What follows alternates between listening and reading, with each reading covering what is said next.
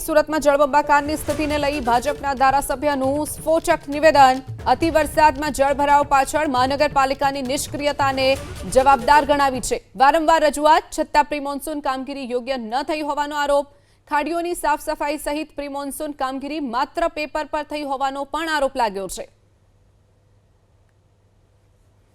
મેં ચોમાસા પૂર્વે એક પત્ર પણ લખ્યો હતો અને ત્યારે પણ મેં કીધું હતું કે અત્યારે પ્રી મોન્સૂન કામગીરી ચાલુ થવી જોઈએ, એ થઈ નથી અને એટલા માટે અમે ફોન કર્યો ત્યારે અધિકારીઓ વસ્તી ગણતરીની મિટિંગોમાં ટ્રેનિંગોમાં વ્યસ્ત હતા। ત્યારે પણ મેં કીધું હતું કે જે વસ્તી ગણતરીનો કાર્યક્રમ આવ્યો છે એ થવો જોઈએ, એની ના નથી, પરંતુ ચોમાસું આવવાની તૈયારી છે। ચોમાસું આવ્યા પછી લોકોમાં મુશ્કેલી ન પડે, શહેરમાં લોકોને મુશ્કેલી વધે નહીં, એટલા માટે પ્રી મોન્સૂન કામગીરી બરાબર થવી જોઈએ એવી વાત મેં કમિશનરને વહીવટીતંત્રને ત્યારે પણ કરી જ હતી અને આજે પણ એ જ કહું છું કે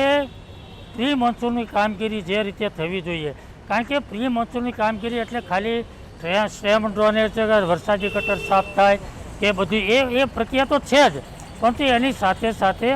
આ વર્ષે કયા જગ્યાએ પાણી ભર્યા છે, ક્યાં પાણી ભરાયા છે, કેટલા પાણી ભરાયા છે અને એનું આવતા વર્ષે પાણી ન ભરાય એનું જે આયોજન થવું જોઈએ એ આયોજન નથી થયું, એનું આ કારણ છે। 100% ખાડીનું જો ડિમોલેશન થયું હોત અને ખાડીનું ગયા વર્ષે ખાડી પૂર આવ્યા પછી જે સંકલનની મિટિંગ થઈ હતી અને જે કંઈ પ્લાનિંગ થયું હતું, જે કંઈ આયોજન થયું હતું, એ 12 મહિના વીતી ગયા પછી પણ એ આયોજનમાં આપણે આગળ વધી નથી શક્યા, એ વાતનું ખૂબ મોટું દુઃખ છે અને એના કારણે આજે લોકોને મુશ્કેલી પડી રહી છે।